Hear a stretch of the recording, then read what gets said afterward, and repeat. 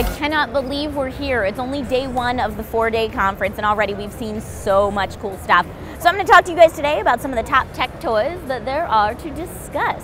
We'll get into the hardcore stuff in CES later on, but for the moment, let's talk toys. Now for our young CES goers, for our young techies, Fisher-Price offers Aptivity. Now Aptivity is taking toys that are like normal figure play toys and connecting them to an app, usually on the iPad. It's a Mattel Fisher-Price branded toy, and we got to check out one that was Knights and Goblins. So this playset was a really, really cool castle, holds your iPad, plus knights and goblins and swords and ladders, all for $49.99. So not only are you getting that incredible swords and fighting play with the figures, but when you put your iPad into it, you're getting over 20 different games you can play by putting those knights and goblins on the iPad. It's got vertical mode, it's got horizontal mode. It really just does too much for me to talk about without you seeing it. Now once you get a little bit older, if that playset, you can put it away on the shelf. For our teens and up, we've got earbuds. Now, earbuds is a name we're familiar with. They're sport earbuds, but this is a new Focus limited edition earbuds that's out for 2013 CES. Already at CES this year, the new Focus limited edition earbuds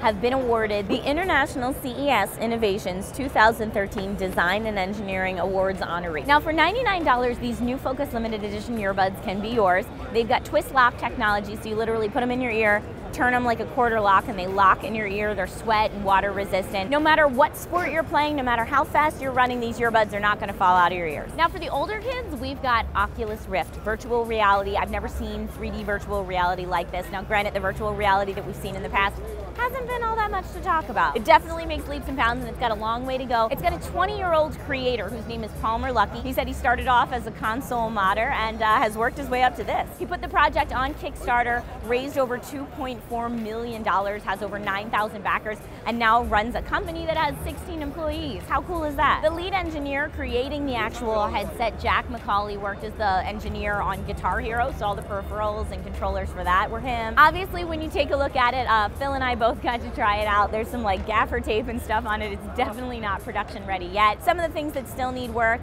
they were ready to produce 5,000 of them roughly, and then some end-of-life products, and they had to rechange the whole thing. Also, some people are challenging, saying that 1920 by 1080p is not a high enough resolution for 3D virtual reality. To that, Palmer responds, when you perceive 3D, there are a lot of different factors. Where are your eyes focusing? Where are they converging? How your eye turns dual-edge data into very precise lines. He then goes on to say that higher resolution is definitely needed if you're putting virtual objects into a real-world environment, but that's not what Oculus Rift is doing. Oculus Rift is taking an entire virtual environment and putting virtual things in it. And as if these toys weren't already cool enough, Stern made a new pinball machine that's a little bit more affordable. It's only $2,500. I know you're thinking, oh my God, only $2,500, but normally their pinball machines go from $5,000 to $8,000. So how did they do this? It's a more affordable casing. There's no coin slot in it. It actually weighs less, so you can move it around your house just like furniture. So thanks, Stern, for thinking of us little folks. So all of these toys look amazing. I personally would love to get my hands on any of them, but you know, money and availability